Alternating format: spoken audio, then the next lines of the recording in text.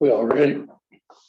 Yes. I'd like to call the meeting to order by saying the Pledge of Allegiance. I pledge allegiance to the flag of the United States of America and to the republic for which it stands, one nation, under God, indivisible, with liberty and justice for all. Thank you. Roll call, please. Councilmember Armstrong, Here. Fallon, Here. Farrell, Here. Miller, Here. Wood, Mayor Walker. Here. I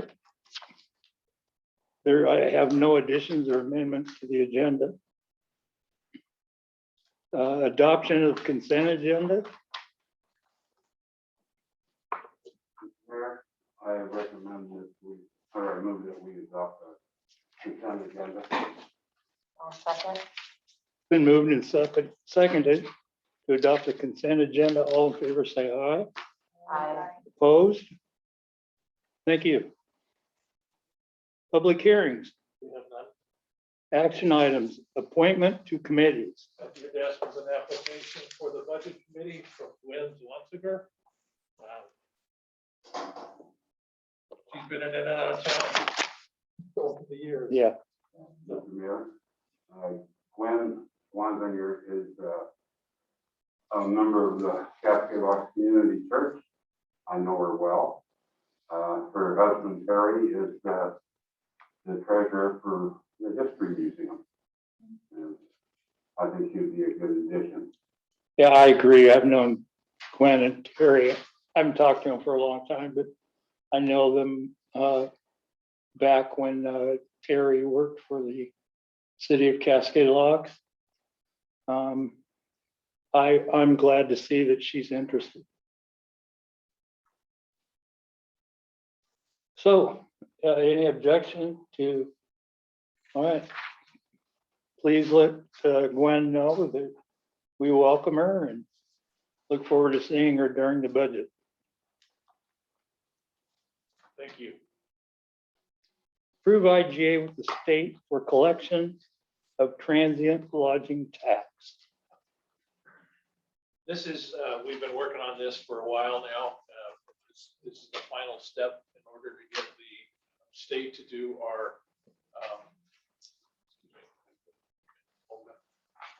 to do the tax registration, auditing, collection for all of our transient room tax providers. This is the final piece. We did the ordinance change, and this is the actual agreement that came from the state, and it's been run by the city attorney. So, any questions on this document or? No, nothing has changed since. They've added a little administration fee, but until we get so many people registered, we don't know what it's going to be, but it would still be worthwhile to have them do the auditing. The real advantage for this is those businesses that have paid us our transient room tax may or may not have been paying the transient room tax to the state. So that's why the state's interested in doing this. Okay. That makes sense. Yeah. We'll entertain a motion. Your Honor, I'll make a motion to approve the transient lodging tax collection intergovernmental agreement with the state of Oregon and authorize the city administration to sign the agreement on behalf of the city. Thank you. A second. It's been moved and seconded to approve the IGA with the state of Oregon for collection of transient lodging tax. All in favor, say aye. Opposed? Passes unanimous. Thank you. Approve request for proposal for recruiting firms. We've gone out and gotten, this is a bad show. My brother called me up and said, I've invented a new word. I said, what is it? He said, plagiarize. That's what we do in government. We went out and we asked all of the city administrators and city recorders in the state if they had an agreement, an RFP for recruiting firms. And we've taken that information and this is what we built from that. We've plagiarized from some governments that have been very successful in doing this. With your approval tonight, would like to send this, do an advertisement in the Daily Journal of Commerce and send it out to the recruiting firms that we are aware of and see if any of them are interested in giving us a proposal for you to consider to replace the city administrator. Secondarily to that, the charter says the council hires the city administrator. And the city administrator recommends to the council other hires. In other words, in this case, the finance director. I supplied you a list of all of the open financial positions in the state. It is broad. And if we don't start now, we may not be able to find or attract a finance director with sufficient time to train, familiarize himself with the system. So I would like your permission to sit down and figure out how I can get do the normal process we would have done with OMA, Oregon Municipal Finance Officers Association, and see if we can't find a new director to start in January or February. But I need your approval to start that process. So that's two different questions tonight on this agenda. Anybody have any concerns about doing that? So you're going through a specific government agency to put out the advertisement, or? Well, we're required to advertise on Workforce Oregon. But the Oregon Municipal Finance Officers Association maintains, that's where that list came from, maintains the positions that are being recruited throughout the state. We'll probably also send it to the Washington Municipal Finance Officers Association to cast a little broader net. And what we hope is that somebody wants to, with lots of experience, wants to retire to the gorge, maybe can take Washington Furs and come down here and double dip, triple dip, and be with us for 10 years. So that's kind of the strategy, hope. But again, we're up against a lot of competition, and it may be tough to find somebody to come as it is nationwide, industry-wide, retail-wide. It's just really tough to find people to work. Any business. In Yeah, any business. You know, we're advantageous. We'll have a nice salary. We'll have excellent insurance, and it's a great place to live. And maybe there's somebody in town or somebody in Hood River that wants to be the finance director. We'll advertise in the Gorge News.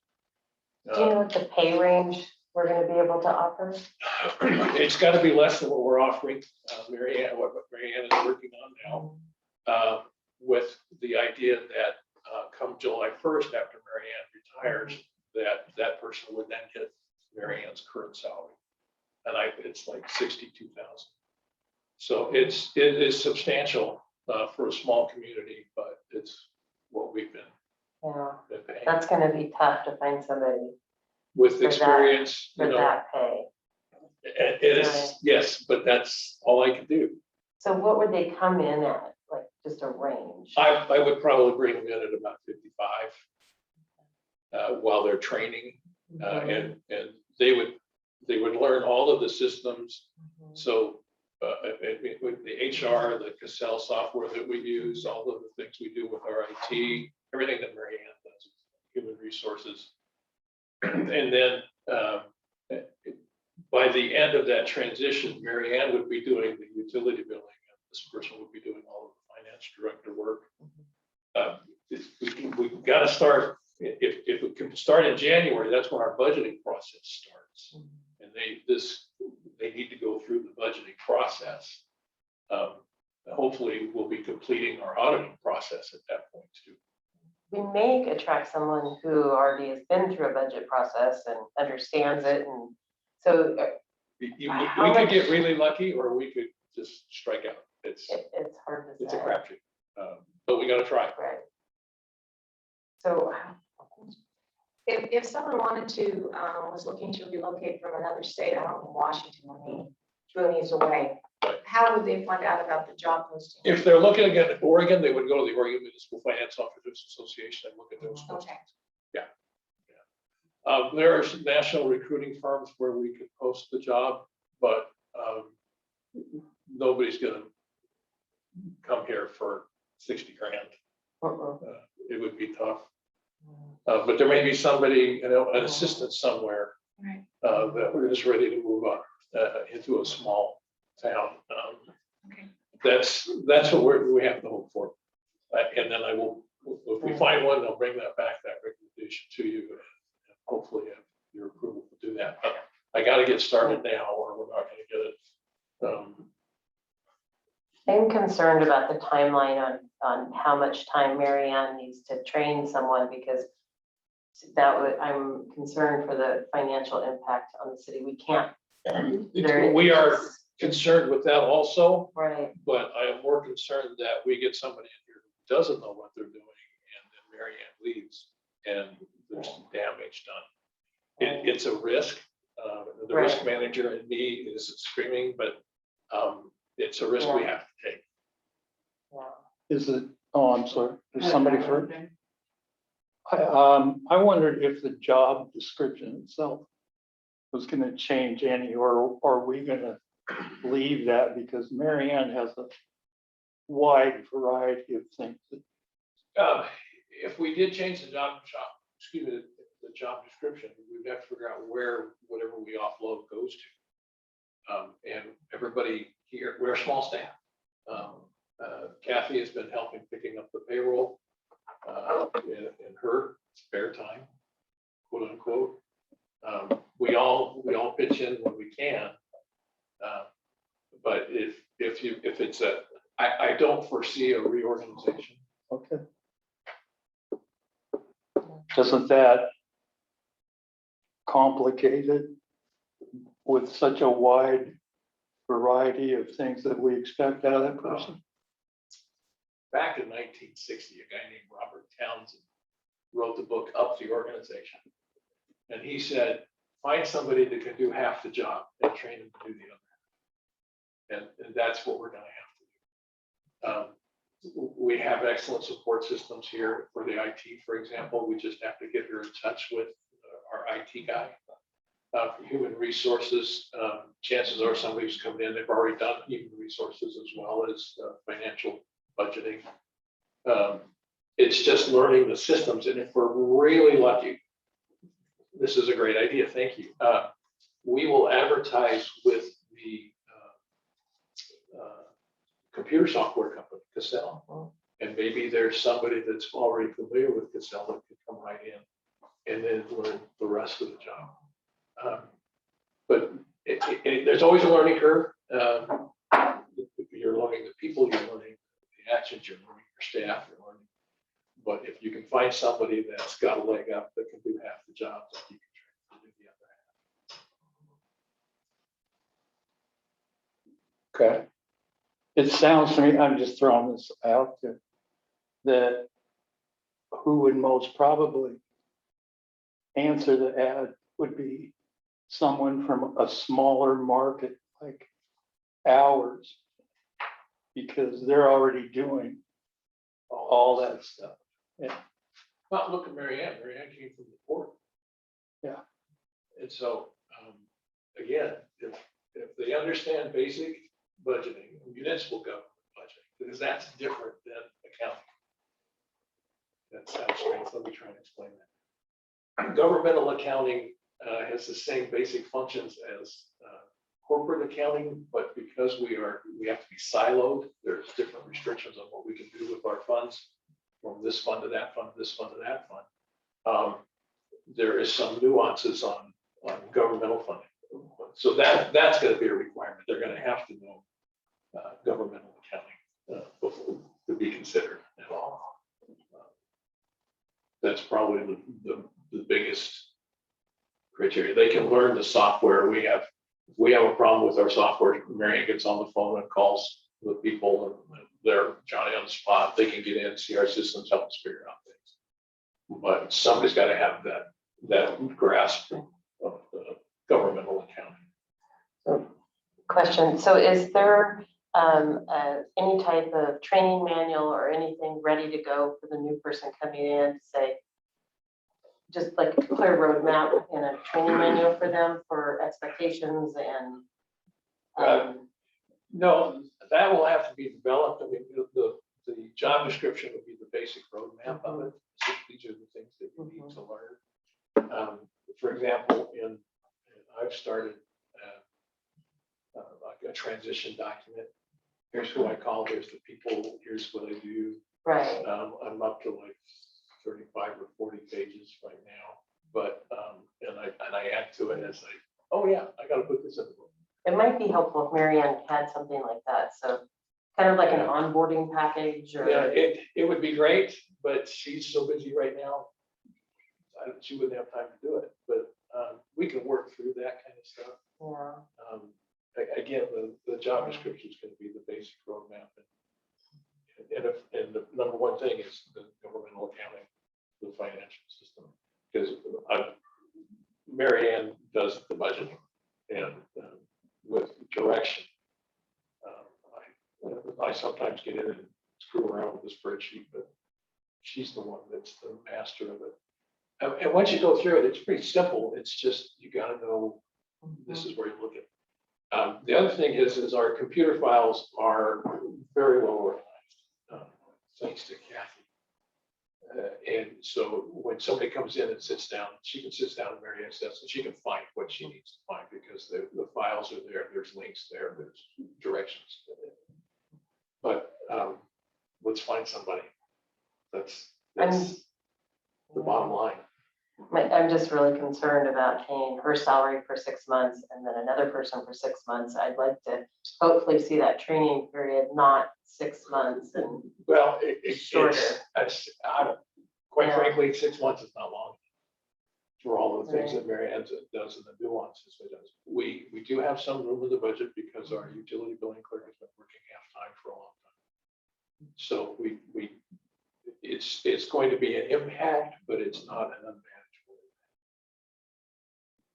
I just don't remember, thank you for clearing that up, because I didn't remember seeing that in the budget that. Yeah, no, An extra salary, we so. didn't put it in the Yeah. budget because we didn't tumble with this until after we put the budget together. Yeah. But with Rose working part-time, 20 hours, that's 20 hours a week that we have to apply to that. Yes, we will have to do some financial maneuvering, but we're actually pretty good at that. I just know with the overlap of your salary and another salary and her salary and that overlap, so I just like, that's a lot of money. Your concern is well taken, but Yeah. it's, in this case, we're gonna have to do it because Marianne leaves and there's nobody there to take your position.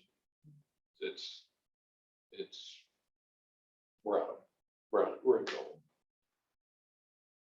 So. Any other questions I can answer? Anybody else? Butch? No, I have no problem with Gordon moving on this, starting to work on giving a finance Yeah. director in. I do have concerns about money also, and that kind of switches into our going after recruiting firms, which I am actually not in favor of. Because I feel we have too many qualified people here in town that can do this for a lot cheaper. I mean, we have Bernard and Paul and Barbara Irving and Mark Johnson. There's no doubt there's a lot of folks that, that I think of that could possibly do that job. Now, whether they're interested is, I don't know. Until you put out the proposal, Yeah. you're not gonna know. The one thing about recruiting firms, for example, Profit, if the person they hire doesn't work out within 2 years, within 2 years, they will do the next recruitment for free. People like Mark Johnson and Alco can't make that guarantee. Mhm.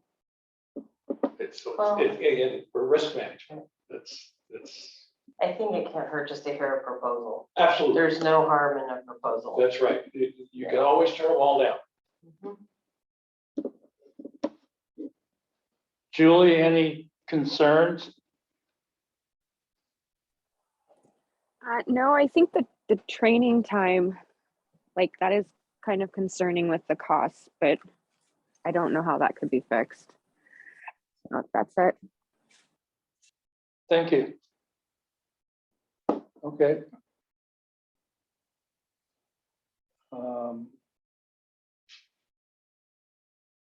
I'll approve, or I'll invite a approval. Anybody wants to, Make a motion? Yeah. I'll make a motion for Gordon to be able to, how do I want to word this? Can I suggest? Yeah. The motion should be a two-part. To approve the RFP for recruiting the city administrator position and allow the current city administrator, finance director to search for the new finance director. So moved. So moved. is there a second? I second that. Getting better. Okay. It's been moved and seconded to approve the RFP for the recruiting firms. All in favor, say aye. Opposed? No. Okay. Butch, did you want a No, chance I to? pretty much, I don't think it's a good use of city funds when we're gonna have to pay for the financial person for about 6 months, and I think we need to save on that by going after another area. And I would rather use the money for buying a radar speed sign or help use that money for paying for the training instead of using it for a recruiting firm. The second part of it, I'm in favor of. The recruiting part, I'm not. So, Thank you. but since they're lumped together, I say no to both. Thank you for that clarification. All right, thank you, Butch.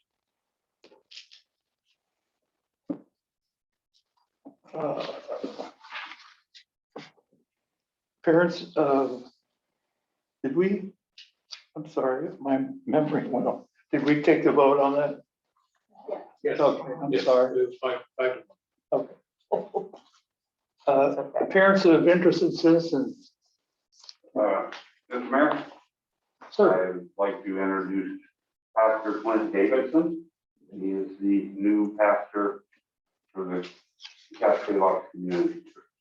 And at your request, he is here. all right, thank you. Welcome. We wanted to invite you and, you know, I'm sure that Butch has given you a history lesson of that church. You know, a lot of us, my family has used that church for weddings, funerals, all kinds of things for years. And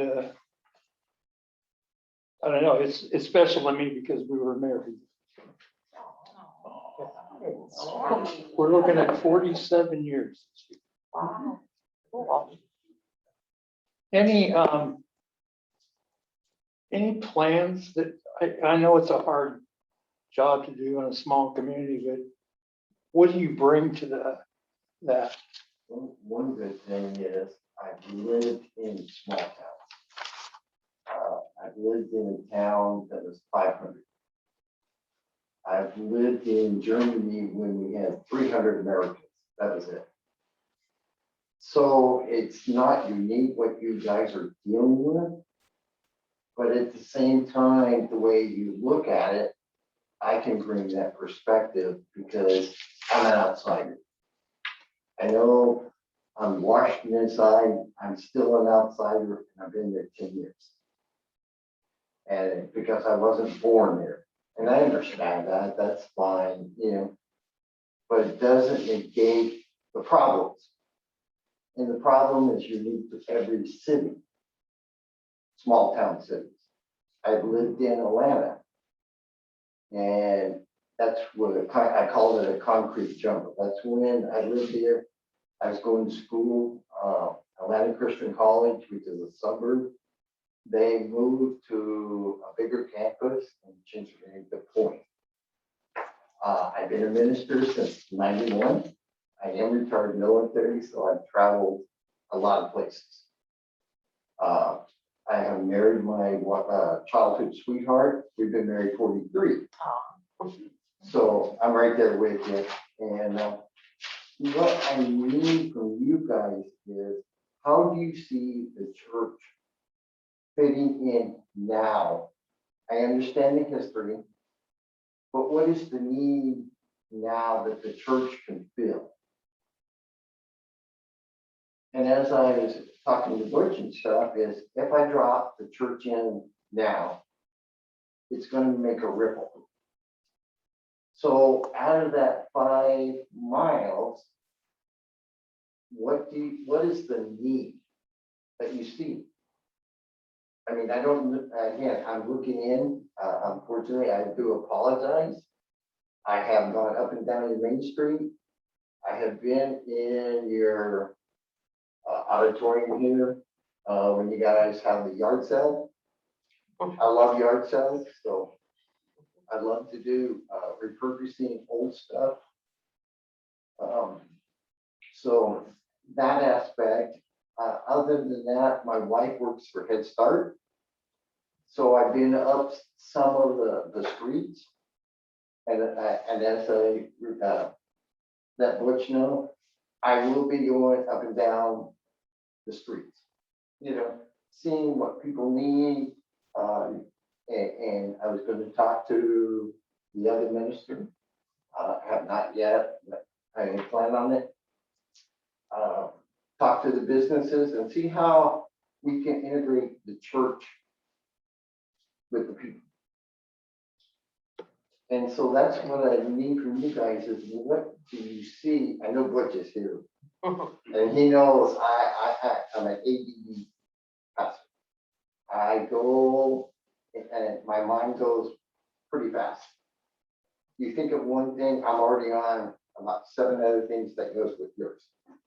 And I let Butch know is, if I put an idea out there, do a shotgun blast to it. Find the hole.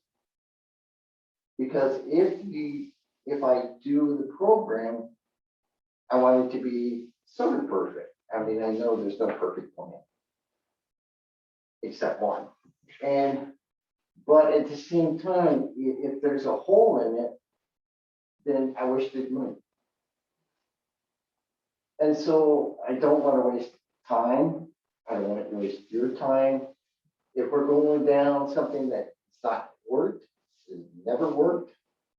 And as an outsider coming in, I need to know that. So I like to get with each one of you and just talk, have coffee with you guys. Yeah, I'm sorry. No, go We as a city, I don't think can tell anything, you know, what, Right, yeah, but- I know separation of church Yeah. and state, I understand that, but at the same time, you can tell me your vision. yeah. And that's all this would be, was our personal opinion. Yeah, that's why I said coffee, just a vision, you as a citizen, not representing the city, just you as an individual. I know he is my elder in my church, what I call an elder in my board, but at the same time, he's sitting here. So I know he has to wear dual hats and he has to tell me, no, I have to keep it separate. And that's fine. I don't want to get you in trouble. I don't want to get the church in trouble. I want to keep, because I guarantee you somebody's out there going, you know, gotcha moment. And so, and I don't want to give anybody anything, but at the same time, I want to meet the needs of the people. Yes, ma'am. We, recently this year, we had a community picnic and there was a survey and it's posted on our website, the city website. So that is all comments directly from city member or residents. I didn't know that. And so there's a lot of good information there. Just they're every comment is put down, it's categorized, you'll see the question and you'll see all the answers. And it seems to be a lot of members really want to see more. They like community events. They want to see more things with kids programs. Okay. But I think you might find a lot of good answers Right. there And and that's why- ideas. Yeah, and that can see we can pair up with the other churches here and, Mhm, you know, bring those community events, you know, mhm. and that aspect. Yeah, that was during the event. That was one thing. It was a Okay. reoccurring thing. They said, we love it. We want to see more community events that are community focused for Cascade Logs. They don't mind if other people came and were having barbecue, but they You mean like really, me? but see, that's the thing. That's, there's got to be a point where we get to a point where it's not the old timers and the new people. It's just you live in Cascade Logs. When you're growing. And because we're growing like crazy. And so, I live over in Carson, right, and houses around me, they have built within about 6 weeks. right. And the minute they get done, they're sold. Mm-hmm. I mean, I have the realtor. I just want to see what my house would do. And she goes, I already got a buyer for it. I'm like, I'm not selling it, No, you know, but yeah, it's a Yeah. buyer's market right now. And it And is. that's what Butch was saying. So, but you got an influx of all these new people. Mm-hmm, So that's where we gotta match up the needs to it. mm-hmm. And I heard, Butch was telling me that all your high school students now are bused to Hood River. Fifth grade on through sixth grade on. Okay. Yeah. And so that takes the families that way. And I used to live in, it's called a little town called McIntosh, New Mexico. I'm from New Mexico. And we lived an hour outside of Albuquerque and I drive an hour each way. So these families, their kids are going back and forth. And I have a granddaughter that gets home almost at 5. So we gotta see what their need is. Because, that's a long trip for kids. I'm sorry, I understand it, but, so, how can we meet their need? And that's what I'm more after is how can we get the needs of the people with the church that that's where I'm at. I mean, Portland, which, like I said, I've already hit, oh, we gotta do this. Oh, no, we gotta do this. Like I said, I'm an ADD pastor. I love, seeing people smile. I am a jokester. I love joking around. I love, laughing. And so, to me, that's the joy when you see a little kid just laughing. And especially in this pandemic world, these kids are under stress. And I know from my granddaughter, she lives with me, I had to stay on top of her for a year, her grades went. And this year, her lowest grade is a B+. Another reason why it's a B+, because she doesn't like science.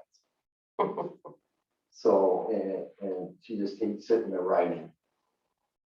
And so the difference, in school versus out of school, I know you guys got tough decisions and stuff.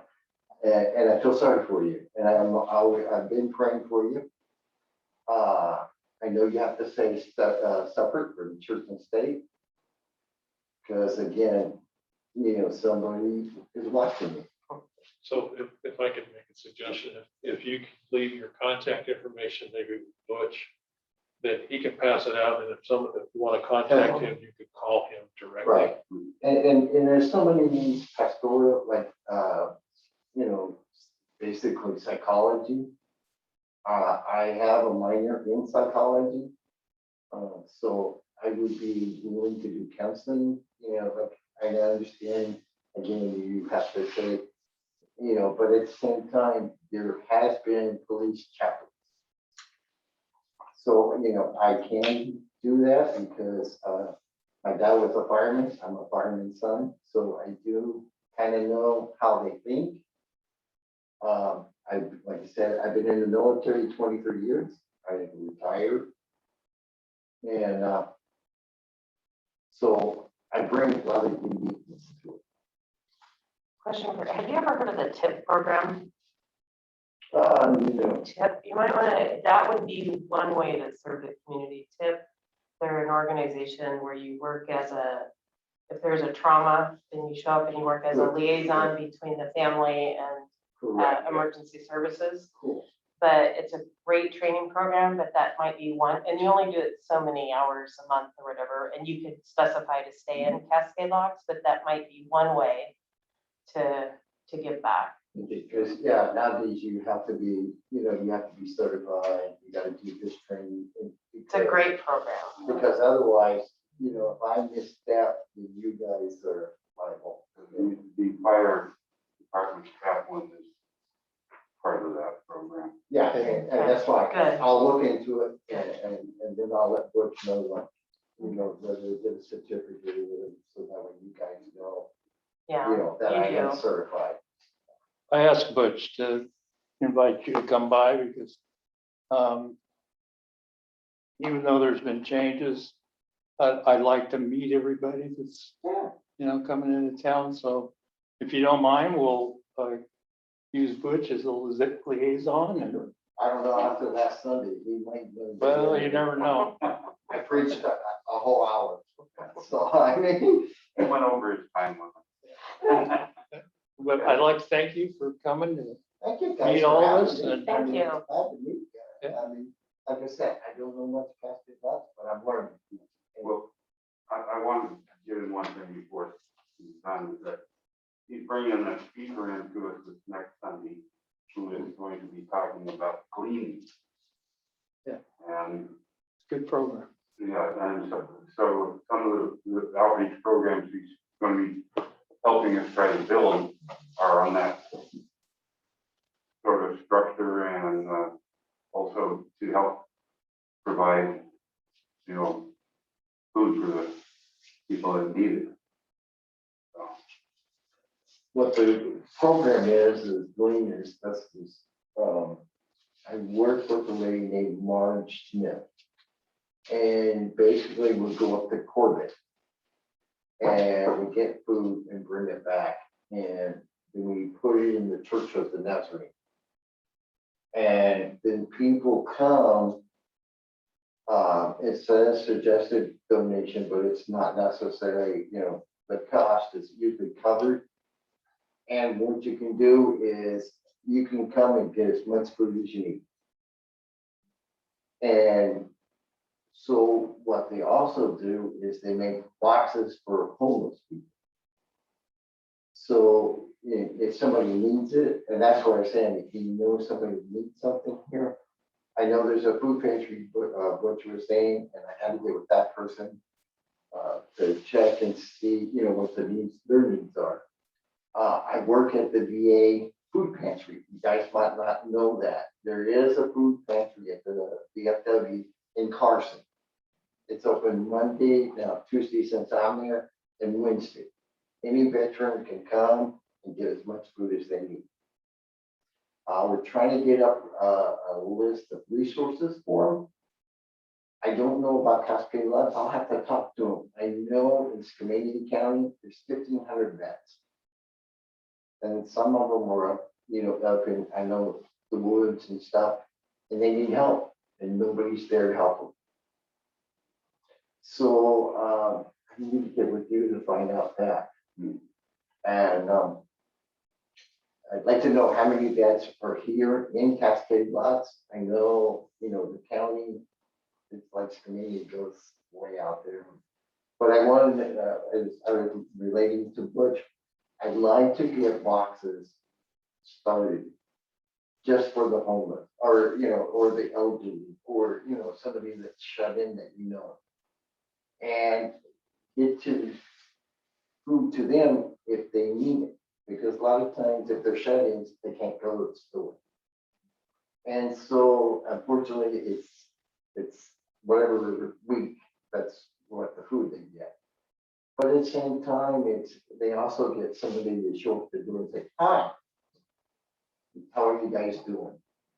I'm not there to preach. I understand that's my job, but I want to just go to meet. We can talk about those issues Yeah. when we sit down as private that aspect. citizens. And so that's two programs that I work with. And I want to get with your food pantry person and. Yeah, she does great work. And start maybe see if we can get that one going. I can arrange that. And, but I thank you for allowing me to come. Thank you and for meet coming. you I guys, appreciate it. And that aspect. And again, thank you for letting me come. I appreciate it. I know you got a lot of positions and it's never easy. And because you're always going to make somebody mad. Yeah. And so good luck. And like I said, I always pray for you. I didn't pray by name, so now I got you guys' name. I'm sorry, I didn't get to see your. And so that aspect, and if you need something, Brooke just got my number and stuff, and Okay. It's a 505 Albuquerque number. I am not a telemarketer. I have to tell people, and I've tried to change it to a local number, and people are more. I gave up. I just said, no, I'm just leaving the 505 number. Okay. Thank you, sir. Okay. Thank you. Reports? Reports and presentations, city committees, and Mr. Zimmerman's report. Well, thank you. I'm sorry it's a long one tonight, but let me see if I can run through it. Well, I didn't get to talk to you for 2 meetings, so I'm gonna make up for it. Thank you for letting me go on vacation, and attending my conferences. It was a long month, very tiring month, but it was an outstanding opportunity to travel abroad and see just a host of wonderful country and meet a bunch of wonderful people and eat a lot of wonderful food. So thank you for letting me go. Butch mentioned street signs earlier, both in Scotland and in Ireland, where like Stevenson asked, where your speed, there's a speed limit, then there's a radar gun that flashes, and it's just on a post. Those are all over everywhere, but they're smaller and they're yellow and they're calibrated. So if you are speeding, there is a red angry face. And if you are under the limit, it's a green smiley face. And if you're just over the limit, there's a little yellow caution face. If I can find those, I'm going to put those all over town. But it's because it's just, you can spend $3,500 on a speed sign that you have to move. But if it's on a post and it sits there and it brings a little joy to you, maybe that will work. But let me work on that. And I traveled around. I must have 4,000, 5,000 traffic circles, and the first time I went to one, because the traffic is coming from the right, you're used to looking at the left. It's scary stuff on the truck. Anyway, I survived all of those. I didn't hit anything, and nobody hit me. Yay. Number 2, this legislation this past year passed House Bill 3071, which makes all elected officials mandatory reporters for abuse. If you want training, there's a website for you. I didn't. Anyway, that's just for you. Number 3, we've had some issues with mailboxes placed in areas where the city didn't think they should be. And so we had come up with a permit form that said, before you put your mailbox in, you're going to have permission from the city that's going in the city right away. And we've had some discussions with the post office because, for example, Frame and the Renewal Workshop, their mailboxes have to be on Forest Lane, which is more than a quarter mile away from there. Because what's called the line of deliverance only goes down Forest Lane. So that's why there's all those mailboxes for Shahala and Winsong down at the bottom of the hill, because the line of deliverance doesn't go up the hill. And I wrote a letter to the post office saying, you've got to review this line of deliverance because we have grown 30% in the last 5 years, and I give them all the statistics. And here's a copy of the permit form that you're going to need in order to tell us where. And the general counsel for the United States Postal Service wrote me back a sternly written letter that said, this is federal law, you can't tell us what to do, this permit is illegal, please rescind it. So we're still in discussions with the Postal Service to have them review the line of deliverance, but they can put mailboxes wherever they want to put mailboxes. And I'm sorry, I can't do anything about it. It just doesn't make sense. Anyway, all right. Number 4. Meet and greet. All of the receipts are attached to the, and thanks for, putting that all together. It took a couple of rounds back and forth with the port, and they figured out that they had included a couple things a couple times. And, so we got it all down. So all of the information is there for you to see.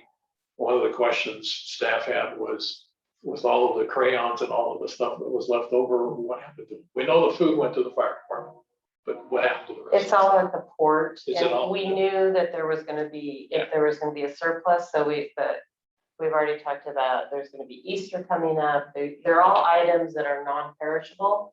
So they weren't given away to anybody or anything. So they're That's there and available for the board and the city to use it next year again, or. Perfect. Yeah. Perfect. That was the question. Yeah. 2021 congressional direct spending requests. I know all of us are old enough to remember earmarks. That's what they call them now, is direct spending requests. Both Senators Berkeley and Wyden submitted a direct spending request to the Congress for a City of Cascade locks for $2.5 million to upgrade and refurbish City Hall. We didn't get it. What a surprise. And Gosh darn it. Sorry. You're citizens of this. Okay. 6, small city allotment grant.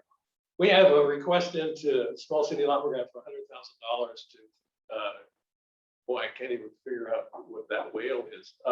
The grade crossing at Crablet Way, in order to upgrade it for the train horn quiet zone. We have been very successful over the last several years since I've been here in getting these small city allotments. And so we didn't get it this year, but we may be able to get it next year. They like to pass the monies around, but we've done regulator, we've done Cascade and Benson Avenues. We've paid 2,000 feet of Forest Lane, and we currently have an open grant for the Herman Creek Lane crossing to upgrade that so that we can get it from private to public, and which is the next step in the train horn quiet zone request. So we didn't get the small city allotment grant this year. We'll need to apply again next year. However, let's talk about the Herman Creek Railroad crossing. This has been an ongoing project for me since I came here, and been working on it for 8 years. This is the 3rd time that UP Railroad has sent their engineers out to review our request to do something with that intersection. If you remember, 2 years ago, we had a train sawdust truck collision. It's a liability. It's the wrong profile. It needs to be upgraded. So, but this time they brought their train horn quiet zone engineers. We've had the other engineers, and we passed that. And we submitted the plans to the state or ODOT Rail, which has to approve the plan. They approved it.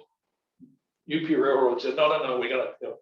So these engineers came out and said, well, yeah, you can do this, but we have to put more lights on the mast on the east side there's lights going down Forest Lane to the west and down Forest Lane to the east. And they looked across the street and they saw the road coming down from Shahala and said, you've got to put lights on that mast that shine up Shahala so that somebody comes down here, they don't go shooting across the intersection, without warning. So we said, okay, that adds to the cost, but we've got some monies. And they said, well, it takes 3 to 5 months to identify which lights. And then it takes 3 to 5 months to get the permit. So we're 6 to 10 months delayed again by UP Railroad. ODOT Rail was there. The Federal Railway Administration was at the meeting. Our engineer was at the meeting. And everybody was trying to, why does it take 3 to 5 months to pick out which lights you're going to put on the thing when there's already lights on there? Why does it take 3 to 5 months to get permits? They were so angry and trying to get UP Railroad to get off the dime so that we can get this intersection improved. But nope, got to do it. This is what we got to do. This is our process. They're almost as bad as the federal government. Okay, I can say that. So everybody went away and we're going through the process to identify the lights. The ODOT rail guy was so incensed with UP Railroad's response that he went back and found $200,000 to give to us to help with this project when we get it started. Because we have to widen the road a little bit. We've got to put the lights on the mast. Maybe there will be enough money to do the Herman Creek or the Cramlet Way improvements are about $100,000, I think $96,000. And maybe we can squeeze that in with this new budget because we only.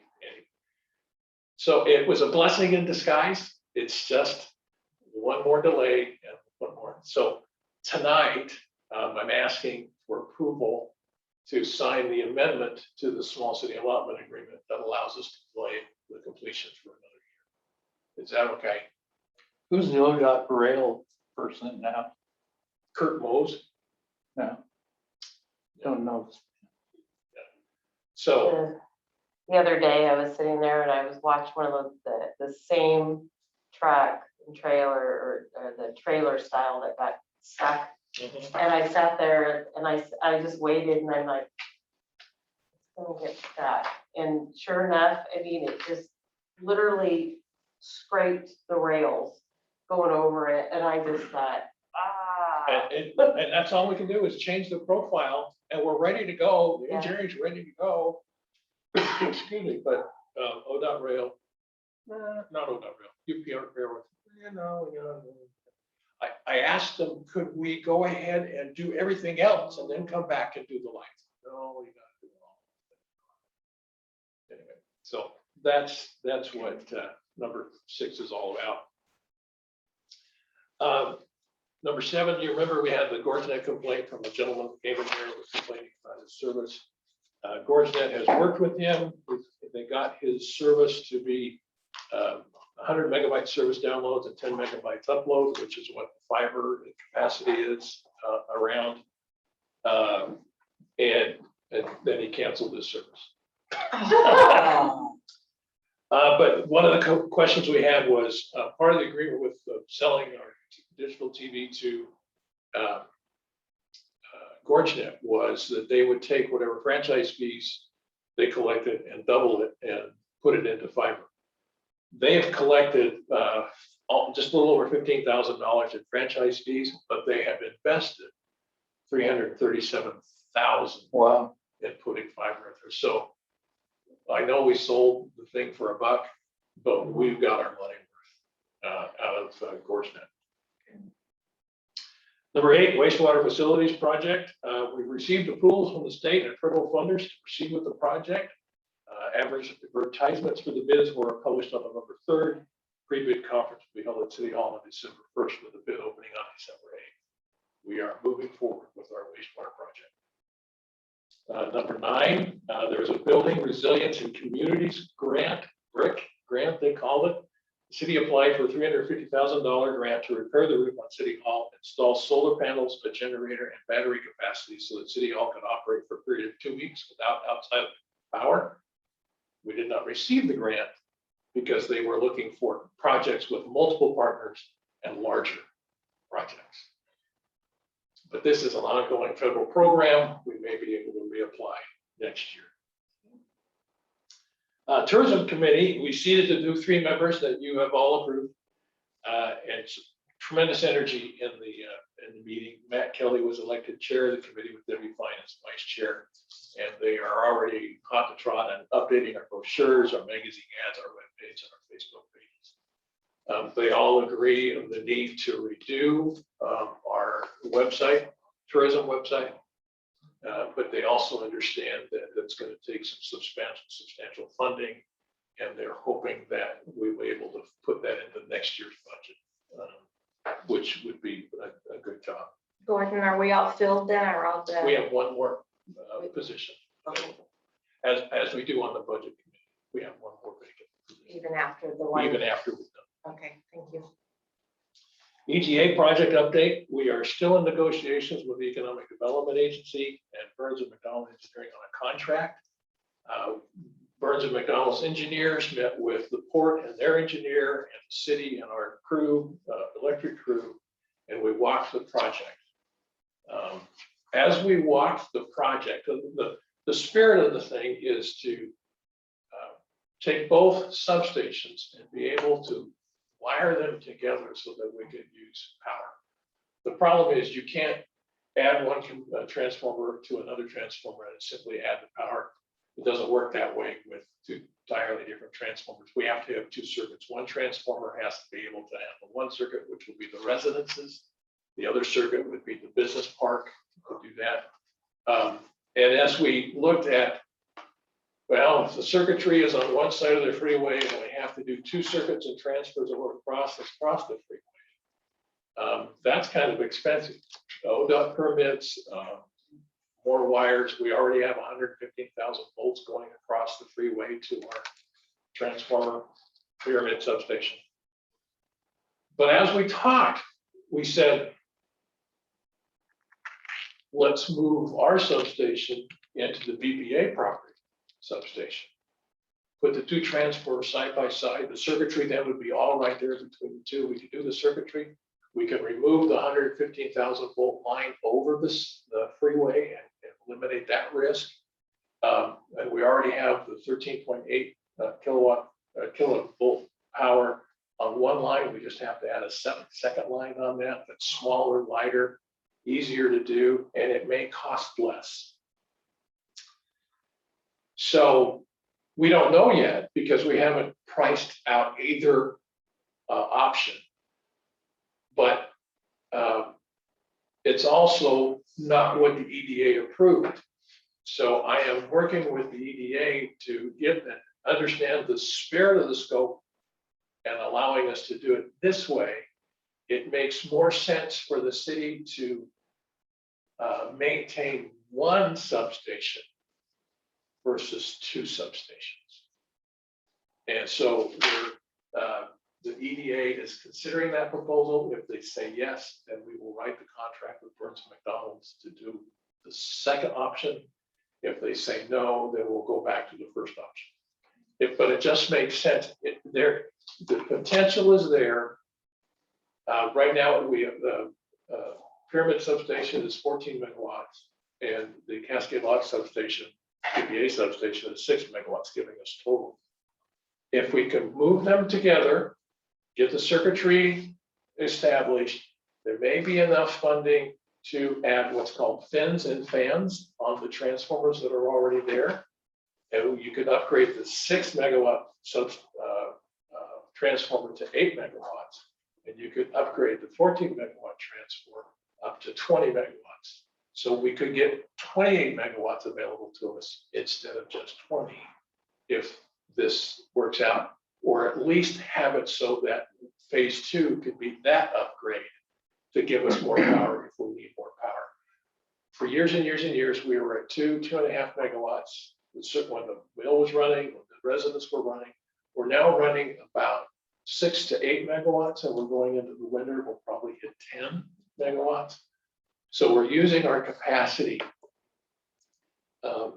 But again, we're trying to get the BPA to say, yeah, you can go through this. If they approve that, then I have to notify the tribes again of what we're doing. And OSHA for the environmental. It's more little paperwork, but it's something we can do. So that's where we are with the EDA and George and McDonald. It's turning into it's a simple project, but it's turning it because we're shifting the scope. We've got to convince them to do that. But we'll keep on keeping on with that. Again, City Council broadcast. We've got people on tonight. Glad to have like and share it on Facebook. Any questions? Or there was a question about moving of the transformers and putting the two of them together. Right. That if one of them went down, will the other one go down? No. That's why we that's the circuitry that would allow both to be used. Eventually, this is the vision and long range. This is phase 3, if you will. We'd like to have 2 transformers within the same substation. They need to be the same size, 25 megawatts or 50 megawatts and 50 megawatts. And you have it, you size it that way so that one transformer, if one goes down, the other one can provide all the power. And you can go do maintenance and swap back and forth. We're not ready to do that. That's a $3 million effort after the $3 million we're already going to spend. But as the port can tell you, we are constantly getting inquiries about, do we have land? Do we have power? And there are data centers that are looking to us to come here. And if they want that power, then they're going to have to pay for it. So we could get the 3rd phase of this electrical upgrade funded through other sources. No, this is anecdotal. The transformer that we have, the BPA transformer, BPA Cascade Lock Substation, was commissioned in 1951. And the way you wear out transformers is to overheat them. Because we have been 2 megawatts from 1951 to 2020, that transformer has never been overheated. And that's why it's lasted 70 years. And with the appropriate fins and fans and the appropriate circuitry, we can keep that for another 50 years and we won't have to replace it. So our transformer was built in 1972, but it was never used until it got here. It started out as a BPA transformer. BPA sold it to Clark County PUD. They had it as a backup, never turned it on. Clark County PUD sold it to Skamania PUD. It was placed at the Cape Horn substation, never installed, never turned on. So we bought a 1972 transformer. We put it into use in 2014. It's 14 megawatts. The highest we've ever gone now is about 8 megawatts on it. So it's still in great shape. So we have some good bones, old bones, but good bones that can carry us through the next 10 or 20 years. So that's what we're trying to do with this EDA project upgrade. So makes sense. Any other questions? How much power is a little about this? How much power did the Bitcoin? They use 3 megawatts. Okay. We have another user that has asked for another 3 megawatts. I don't know. I don't think it's Bitcoin. I think it's some other issue. And then the residents have grown. So our residential power is running about 3. And it was 1 for a long time. But we have the capacity. We have in order to get this EDA project done, we will have to bring in what's called a temporary substation while we demolish our substation and rebuild it on the other one. But that's part of the cost. And that's without any disruption to the customers. Maybe you'll turn off, turn on. Yeah. Kathy, you have a question? Do we have a timeline on when the council meetings, we can get them on YouTube? I know you're working on it, but do you have a timeline? I think they're on YouTube available. We're not broadcasting, but you can go on YouTube and get the old, We're on now, okay. They are, Oh, great, cool, thank you. if you really want.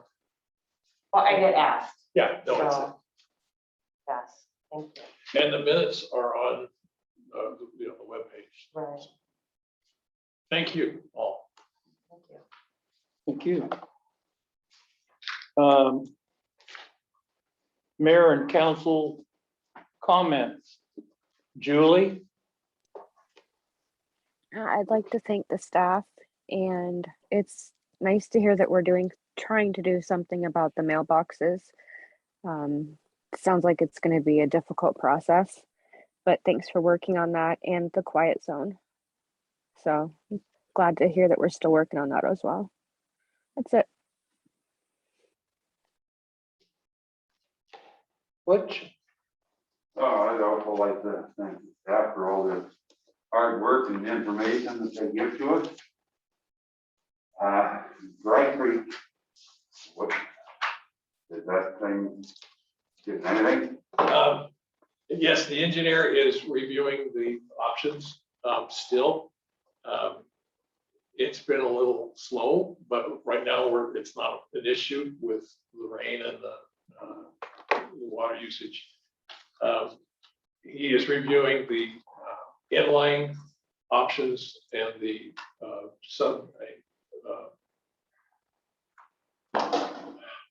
lift option to push the power or push the water up the line. He has not forgotten this, but he is busy with important projects. So he's working on it. Okay. Does he? Also, COVID is always hanging around this stuff, and we did get shots available for our residents, and that were put out here. And now that they're coming out with these booster shots, is there a way that we can get the county health to come here and set up a place to do booster shots for the people that can't get to the river and stuff? I can ask. I would think that was in the books already now. You don't hear anything. You have to go on the county website and sign up for your booster shots, and there's like 2-3 weeks out. County gives those booster shots, I think, like Tuesdays and Thursday mornings from like 10 to 1 or something. Anyway, all the times are on the county, all the times are on the county website.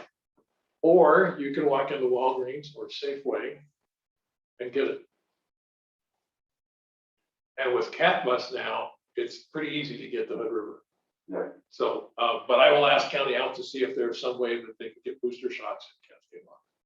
I appreciate that. Thank you. And speaking about cat, today I got in the email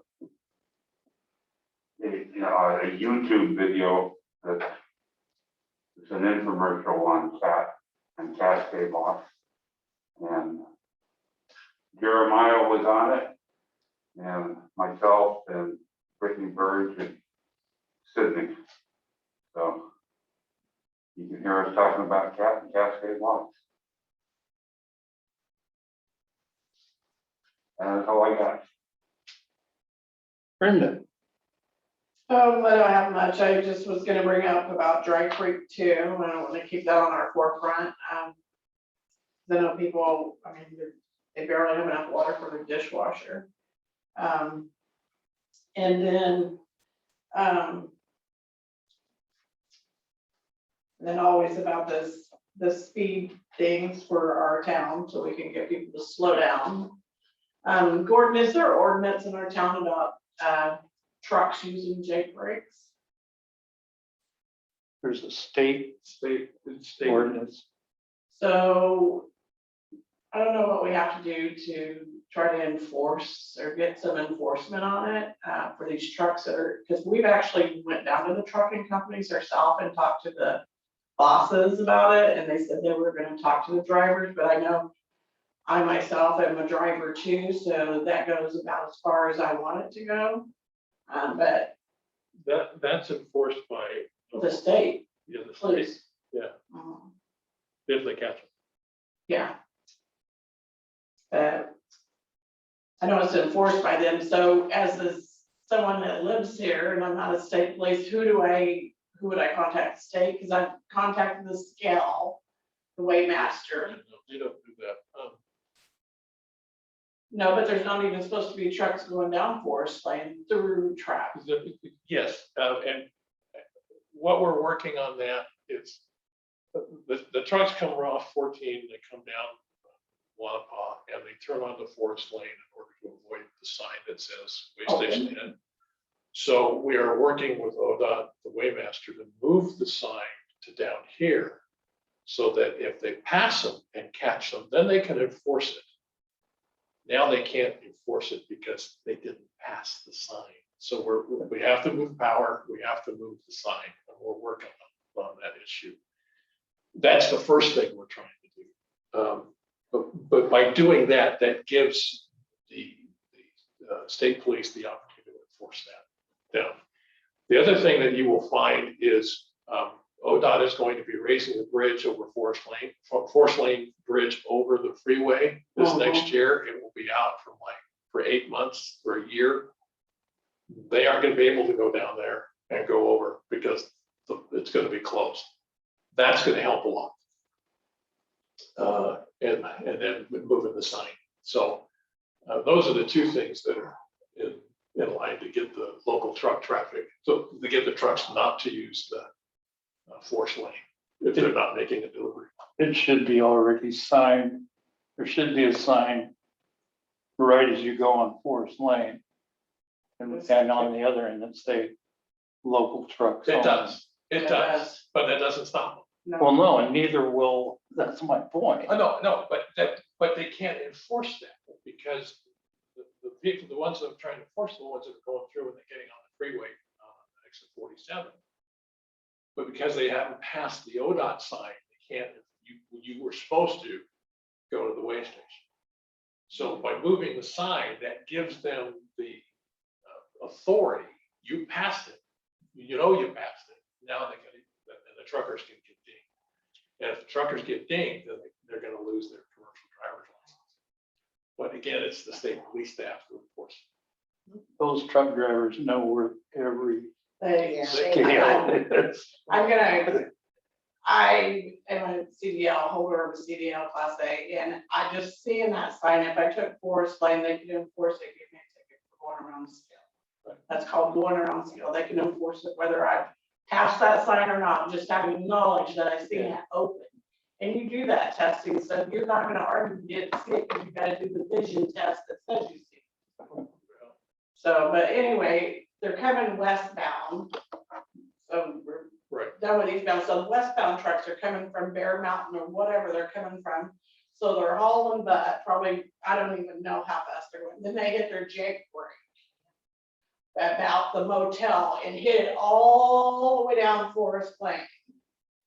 And we have got, I don't know if we have state police that we can like say, hey, can you start looking at this, or we just keep ignoring? Just call the state police dispatch office, tell them what your issue is. We've got two officers, two troopers that live here. Mhm. They, maybe when they're away to work and they're way home, they could, sit down there for a little while, but you call the Oregon State Police Dispatch Office. Okay. And I don't know what the number is, you can do. Yeah. Yeah, because it's a problem and it's just getting worse and worse. And we went down there and tried to talk to the Bear Mountain and all them about it, They're trying the best, but drivers aren't gonna listen to No, the shipper. But that's all I have is just about the speed and all that on Forest Lane, and then make sure that we're aware of Dry Creek, about their water, and keep it on our forefront. And that's it. And thanks for the city for getting the packets together. Kenny? I noticed the little Christmas for the kids out there. Thank you, staff, again, for doing that. I also wanted to thank Chief Logan for coming to Chevron when I called him about the terrible gas smell. I haven't seen any complaints on the Facebook page or anything, so I'm hoping that Mark got that fixed. Also, I saw our city workers trimming trees around the electric lines, and I want to thank them for that. And and everyone who helped with the Halloween this year. The deadline for our open council position is this Friday. Yes, ma'am. So we'll go over any of those at our next council We will meeting. invite everyone who applies to be at the next council meeting. You can either ask them questions, grill them, whatever you want to do, however you want to approach that selection process. Okay, We have received 2 letters of interest at this Oh, point, great. and I know there's at least one more that is considering. So, an excellent candidate. very good. I don't know if anyone's read on the Facebook page about the bear sighting up behind the grocery store. There's been several. And I guess one of the best bear sighting was on garbage pickup day. So it was like Thanksgiving dinner for him. But the authorities have been called. I haven't heard anything else about that, but just to let you know that they have been called on that. They recommended that, keep your dog food, care of, and garbage and all that. And don't give the bears a reason. Bears have been coming down here forever, Yeah, they do. but you just gotta Apple Street, not too. give them a reason to visit your place Yeah. and your neighbor. So you need to coordinate that with everybody. Yeah. I was wondering if there'd been any further news on who's interested in the Cascade Inn? Is there any more talk on that, or? The port has sent several people to Tom, the owner, with proposals, but there's been nothing solidified. And then the last thing I was gonna mention was the next joint port city meeting will be on December 9th. We're not having one or they're not having one in November, just FYI. And there was one person at that last meeting that we went to that wanted us to look into maybe getting a bank in town, how we go about doing that. Yeah, you gotta make it worthwhile. Yeah, that's a tough one. December 9th is a planning commission meeting. It will not be available. We have ports, conditional uses permits, and one potential business revitalization downtown to review at the December 9th planning commission meeting. You won't be there? I'll be at the planning commission. Okay. And I think that's all I got. Did he? Yeah. Here's the problem. Jim? Oh, gosh. Well, first of all, I want to really thank the city and the staff always putting together all this, all the work that they do. Gordon, welcome back. Glad you were able to go on vacation and drive 1,600 crazy miles and everything, but what an experience. So welcome back. Thank you to the pastor. Which one? Yes, thank you to him. Really appreciate him coming and talking about his passions and kind of where his interests lie. And I think ADD or whatever he said was great. So it sounds like he's got a lot of good ideas and visions. Want to put a big shout out and a very big thank you to the Logan family. There was someone who reached out to me because they know I'm in healthcare and they were concerned about their neighbor. This neighbor was having lots and lots of health challenges. I went and visited. This was on Sunday, visited and got them going in a good direction. I was texting Caitlin. She came on her day off as an RN. And then she just said, smiled at the family and said, I'll take care of it. no, there will be no lights, and it's my husband, and so they just handled it beautifully, and this individual's in the hospital getting amazing care, and it just was a really good, feel-good moment, and I was like, oh, I love living in a small town, you know? Where can you text an RM and then the fire captain, you know, and have them just literally drop everything. And so very, very, thank you, Logan family, and the other neighbor that reported it to begin with as well. So I thought it was good community involvement. Tammy, I was gonna ask you about the gas, but that, thank you for looking into that. Trunk or treat, I just went ahead and bought candy on my own. Went down with Brad and Deb Lorang and John Stiffen, so thank you to them from the port. We had an absolute blast. Kids, we decorated the car, we had lights.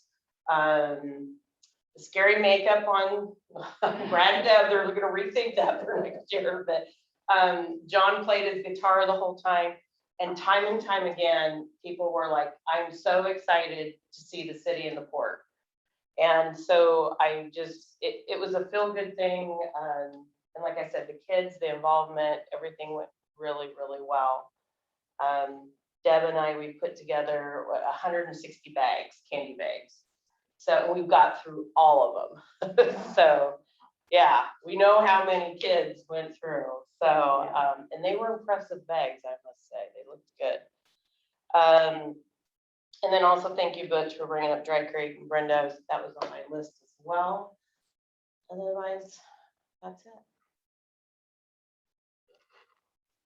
I wanted to thank the staff for all the work they do, specifically Mary Ann and Kathy for seeing how things go when you're gone. And again, the power guys, I did see them out working. John just keeps continually doing excellent work and really needs to be commended.